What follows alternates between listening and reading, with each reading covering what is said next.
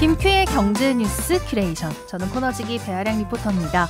어렵고 복잡한 경제 한 큐에 정리해 주실 김큐, 안녕하세요. 네, 어서 오십시오. 10월에 인사드리네요. 그러니까요. 퐁당퐁당 연휴가 많아서 네. 그래도 한 주가 좀 빨리 간 것 같기는 해요. 그러게요. 다음 주에도 또 네. 연휴가 한 하루가 있죠.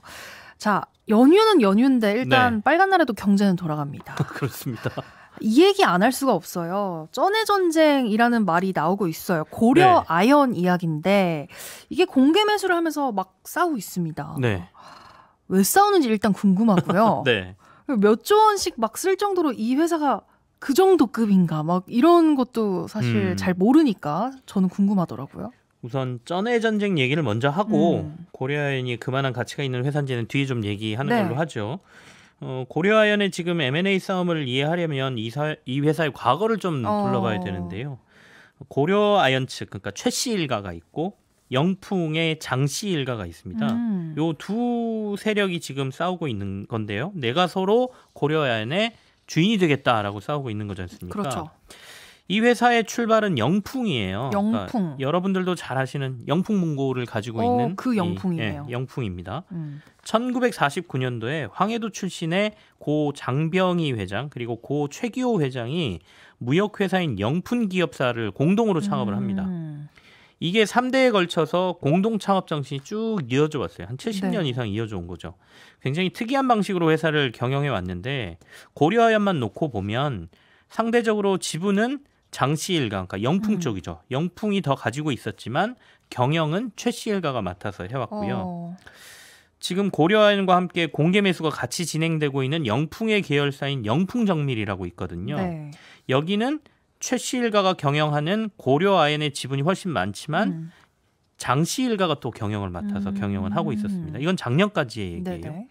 그리고 많이 알려지진 않았지만 설인상사라고 또 비철금속을 유통하는 회사가 밑에 있습니다. 이 역시 그러니까 영풍의 최씨, 그러니까 이게 영풍 이게 고려아연하고 자꾸 헷갈리는데 최씨 일가가 경영권을 가진 고려아연이 최대 주주지만 영풍의 장씨 일가가 경영을 맡고 있었습니다. 네네. 한마디로 얘기해서 누구의 소유 이런 개념이 아니라 자금력이 좀 큰 쪽의 회사가 자금을 더 내거나 회사를 키울 때 돈을 더 냈다 하더라도 그냥 회사 지분하고 상관없이 회사 경영은 나눠서 그냥 했다는 거거든요. 이렇게 해왔던 회사입니다. 근데 3대에 걸쳐서 운영을 잘 네. 해오다가 갑자기 싸운 건가요? 아니면 좀 잦은 다툼이 있었나요? 이게 사실은 쭉 잘 경영을 해오다가 이번에 갑자기 터진 건 아니고요. 2022년부터 사이가 좀 나빠지는 게 보였어요. 그러니까 고려아연은 원래 영풍 쪽이 지분을 더 소유하고 네. 대신 경영은 최씨 일가가 해왔다고 제가 말씀드렸지 네네. 않습니까? 영풍 지분이 한 33% 정도 되고요. 고려아연의 최씨 일가가 지분이 11.8%에 불과했거든요. 그런데 2022년도에 경영을 맡고 있던 창업주 3세 최윤범 회장이 고려아연 회장을 맡고 있었어요. 신사업을 추진하겠다며 현대차, 한화, LG화학 등에게서 투자를 받으려고 합니다. 일종의 우호 지분을 늘리는 행위거든요. 그렇다 보니까 영풍 쪽 장씨 일가가 이를 반대해요. 지금까지 유지되어 온 지분 관계가 깨지고 경영은 맡겼지만 사실 소유는 영풍이 하고 있는 구조인데 네. 이거 그러면 잘못되는 거 아니냐 이렇게 해서 반대를 합니다. 3자인 현대차, 한화, LG화학 등 이들이 투자하고 난 다음에 누구 손을 들어주느냐에 따라서 대주주의 지위가 바뀌지 않습니까? 하지만 주주총회까지 가갖고 대결을 하는데 이때 최씨, 그러니까 최씨 일가가 이겨요. 그러니까 영풍이 져버리죠. 네네. 그러니까 고려아연을 최씨 일가가 어느 정도 판정승을 걷고 경영부터 시작해서 우호 지분까지 확대하면 자신들이 이제 지배하게 되는 것이죠. 그 이후에 몇 가지 작업들이 더 이루어지는데요. 올해 6월에 앞서 언급한 고려아연의 비철금속 유통회사인 설인상사 경영에서도 영풍 쪽 사람들을 전부 내보냅니다. 그런 상황이 이어졌고요.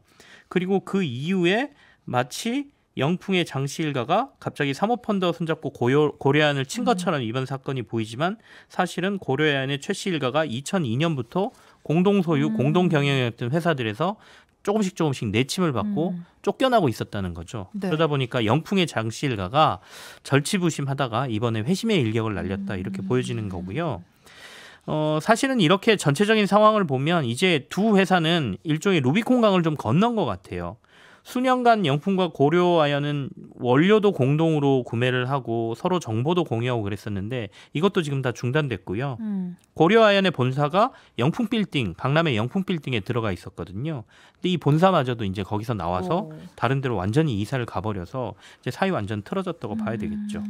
그리고 고려아연에 신사업 투자를 내걸어서 고려아연이 배당을 축소하거든요. 이건 어떤 영향을 미쳤냐면 영풍이 고려아연 지분 33%를 가지고 매년 1,000억 원 정도의 배당을 받고 있었거든요. 근데 이 배당금마저 고려아연 측에서 지배주주로 올라가고 난 이후에 배당을 축소하면서 1,000억의 배당을 700억대로 뚝 떨어뜨립니다. 그러니까 현실적으로도 영풍 쪽에서는 돈도 덜 들어오고 고려아연의 지배도 뺏긴 상황, 뭐 이런 상황이었으니까 반격을 노리고 있다가 이번에 제대로 반격을 했다 이렇게 봐야 되는 거죠.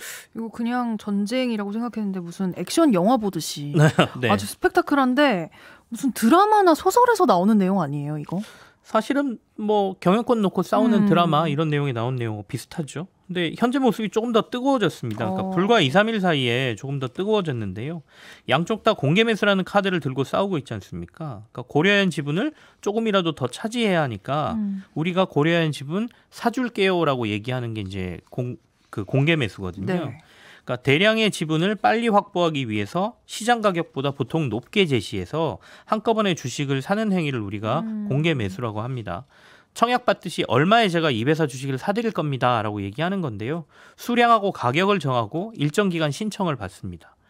영풍 쪽 장씨 일가가 MBK 파트너스라는 사모펀드 회사하고 손을 잡고 네. 지난달 중순에 한 주에 고려아연 주식을 50만 원대였던 고려아연 주식을 66만 원에 사주겠다고 공개 매수를 발표했고요. 동시에 고려아연 주식을 한 1.8% 가지고 있는 회사가 영풍정밀이라는 회사가 있거든요. 이 회사도 공개 매수해서 우리가 지분을 많이 가질 겁니다라고 같이 발표를 합니다.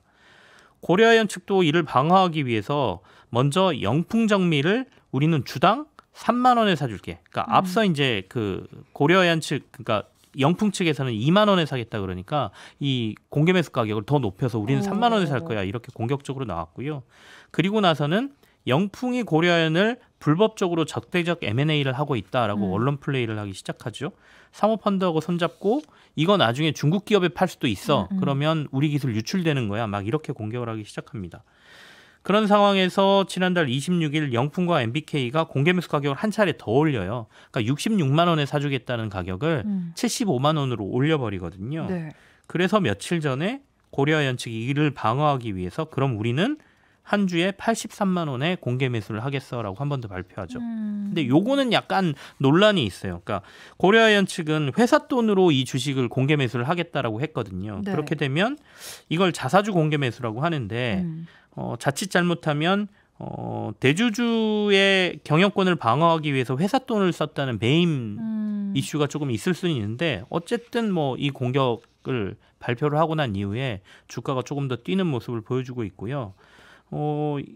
고려아연 쪽에서 83만 원을 부르니까 다시 영풍하고 MBK 쪽도 어제 우리도 그러면 83만 원 똑같은 조건으로 주식을 사주겠어라고 한 번 더 대응하고 있는 상황이어서 이제는 이들이 지출하는 돈이 만약에 그들이 사겠다고 한 걸 그대로 계산을 해보면 83만 원으로 영풍과 MBK 측은 2조 5천억 원을 써야 되고요. 네. 고려아연은 베인캐피탈이라는 회사를 손을 잡고 있거든요. 네. 이쪽은 지금 3조 1천억 원을 투입해야 하는 상황이 됐습니다. 오, 이게 공개 매수에서 가격이 막 불이 붙었는데 네. 이기려면 어쨌든 반대쪽이 제시한 것보다 높은 금액을 질러야 되는 거잖아요. 네네.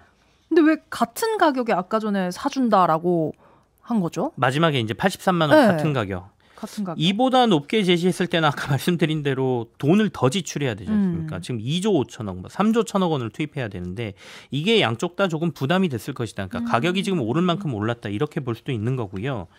또 하나는 자세히 들여다보면 같은 가격이어도 유불리가 조금은 있습니다. 그러니까 약간 세금 문제가 여기에 계산된 것으로 보이는데요. 영풍과 MBK 쪽 공개 매수에 투자자들이 응하게 되면 주식을 팔고 이익을 낸 거니까 이것도 세금을 내거든요. 네. 양도소득세를 내야 됩니다. 보통 지방세 포함해서 한 22% 정도 양도소득세를 내거든요. 그런데 고려아연하고 베인캐피탈의 공개 매수에 응하면 이건 조금 달라요. 회사가 이 주식을 사들인 다음에 주식 소각을 하겠다라고 발표했거든요. 그러면 이거는 배당소득세를 내야 돼요. 배당소득세. 근데 배당소득세는 15.4%로 시작해서 금융소득 종합과세에 해당이 되기 때문에 최대 49.5%. 와. 그 금액이 얼마나 크냐에 따라서 달라지거든요. 그러면 고려아연 주식을 많이 보유한 사람들 입장에서는 49.5%의 세금을 내야 될 수도 있기 때문에 결국에는 영풍과 MBK 쪽에 파는 게 훨씬 유리하다는 계산이 그러겠네요. 나옵니다. 그러니까 주식을 많이 확보하는 게 중요하지 않습니까? 그러니까 굳이 가격을 높이지 않아도 똑같은 가격으로 제시해도 우리가 유리하다는 영풍과 MBK 쪽 판단이 좀 있었던 것 같습니다. 이게 공개매수 조건을 바꾸면 한 2주 정도 신청 기간이 더 늘어나거든요. 그래서 앞으로 또 2주간 치열한 여론전부터 시작해서 전략들이 좀 나올 것 같은데 조금 지켜봐야 될 것 같습니다. 그러게요. 여기서 궁금해지는 게 고려아연이 이 정도로 값어치를 하는 회사인가? 네. 이렇게 돈 쓰고 나면 나중에 뭐 후폭풍, 후유증 이런 거 없을까요? 고려아연이 좋은 회사인 건 맞습니다. 글로벌 아연 시장에서 생산 능력 1위의 회사거든요. 아연이라는 게 산업에서 굉장히 중요한 위치를 차지합니다. 그래서 이제 핵심 광물로도 지정이 돼 있거든요. 네. 일단 아연은 부식 방지를 해주는 걸로 알려져 있지 않습니까? 그러니까 철이나 강철 이런 데 도금을 아연으로 많이 해요. 부식이 안 되게. 그리고 전기차 배터리라든지 태양광 패널 등 친환경 에너지 사업 쪽에 아연이 또 필수 소재로 사용이 됩니다. 합금 등을 통해서도 다양하게 활용이 되고요. 특히 건전지의 응급제로도 아연이 활용되기 때문에 네. 배터리 회사들이나 이런 데하고 손을 많이 잡죠. 아까도 현대차나 LG화학 이런 데가 고려아연 쪽에 지분을 투자한 이유도 이런 것과 관련이 있다고 보시면 되는데 회사의 재무 상황을 보면 고려아연의 재무제표상 지난해 자산이 12조 원 정도 되거든요. 자사주를 사기 위해서 아까 자사주 공개 매수하기 위해서 우리가 회사가 지금 가지고 있는 돈이 6조 원 정도 활용할 수 있습니다라고 고려아연이 얘기했어요. 네. 그 정도로 회사에 자산이 많은 회사다라고 보시면 되니까 우량 회사죠.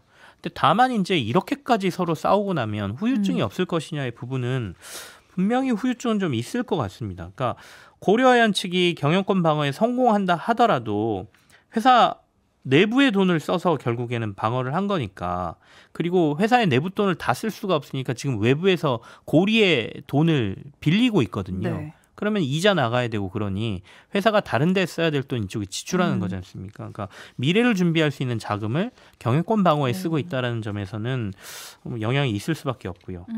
또 영풍 측이 가져간다 하더라도 MBK 파트너스하고 손을 잡았지 않습니까? 그러니까 사모펀드라는 곳들은 회사를 인수한 이후에 최대의 이익을 올리는 게 목적이거든요. 네. 그렇다 보면 회사에 돈을 쌓아두기보다는 배당 등을 통해서 투자자들에게 나눠줄 가능성이 좀 높거든요. 투자자 입장에서는 좋지만 회사의 장래성을 본다라고 하면 이것도 미래를 위해 투자해야 될 돈이 미리 쓰인다 이렇게 볼 수도 있어서 이 부분도 조금 걱정스럽긴 하죠.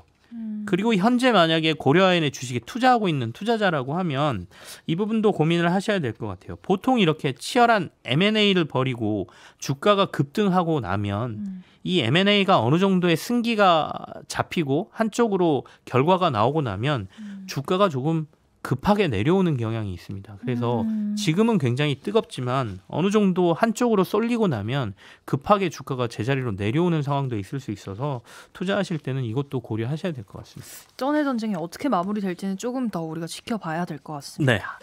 자, 한 가지 더 여쭤볼게요. 금값 얘긴데요. 네. 금값이 더 오를까요? 더 계속 오르나요? 어떻게 금은 안 떨어져요? 배아량님 포토 아이 돌 때 금반지 좀 받으셨습니까? 근데 금값이 너무 비싸다 보니까 네. 요즘에는 반돈으로도 네. 해주시더라고요. 어쨌든 그래도 받으셨다는 그렇죠. 받아서 거죠? 이제 꽁꽁 숨겨놨는데 이게 계속 오르나요? 그거 잘 보관하셔야 될 것 같아요. 왜냐하면 저 이제 아이 셋인데 네. 첫째, 둘째 굉장히 예전에 이제 돌잔치 할 때 그 부모님들이 금반지 팔고 말고 잘 보관해라 이렇게 말씀하셨거든요. 네. 요즘 와서 굉장히 실감을 하고 절감을 하고 있는데 중간에 좀 몇 개는 남겨놨지만 많이 팔아서 이제 가정에 좀 도움을 받았거든요. 근데 지금 보니까 야, 안 팔 거리라는 생각이 듭니다. 제가 사회초년병 때 금 한 돈 가격이 한 6, 7만 원 했던 것 같아요. 6, 7만 원. 이때는 돌잔치 가면 금반지 사가는 게 국룰이었죠. 네. 금반지 주는 거. 근데 조금 지나니까 가격이 올라서 말씀하신 대로 반돈짜리를 맞아요. 주기 시작했고요. 그다음에 더 오르니까 이제는 1g짜리 막 이런 것들 받기 시작하고 제가 이제 1g짜리 사서 주거나 뭐 이랬고요. 그 다음에는 이제 너무 비싸니까 현금으로 그냥 주고 마는 이런 상황이 좀 벌어지지 않습니까?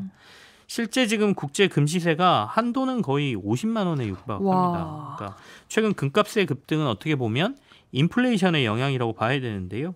금 시세 그래프를 곡구로 돌려서 이렇게 보면 화폐 가치 하락을 나타내는 그래프가 되거든요. 금값은 그대로 있는데 화폐 가치가 그만큼 떨어져서 우리가 돈을 그만큼 더 싸들고 가야 금을 살 수 있다 이런 얘기가 될 거고요. 네. 인플레이션이 근데 어느 정도 잡혔는데 지금도 왜 금값이 그대로 오르느냐 이렇게 물어보시면 글로벌 정세 불안이 지금 영향을 미치는 것 같습니다. 중동 전쟁 이슈가 커지니까 네네. 금값이 더 뛰고요. 또 미국이 금리를 내리기 시작하면 금리는 화폐의 값어치니까 화폐의 값어치가 더 떨어졌다는 거는 금을 사기 위해서는 돈을 더 가져가야 된다는 얘기지 않습니까? 그렇죠. 그러니까 금값이 오르는 거거든요. 오. 금리가 떨어지는 구간에는 금값이 보통은 오르는 경향이 있다. 근데 정세 불안과 이게 두 개 다 만났으니까 당분간 금값 강세는 더 지속될 가능성이 있다라는 얘기죠. 그러니까 돌반지 팔지 말고 가지고 계셔라 이런 얘기 되겠습니다. 아무한테도 위치도 알려주면 안 되겠네요. 네. 자, 오늘도 잘 들었습니다. 저는 다음 주에 또 궁금한 경제 이슈 여러 가지 들고 다시 만나겠습니다. 네, 지금까지 배아량 리포터와 함께했습니다. 고맙습니다. 네, 감사합니다.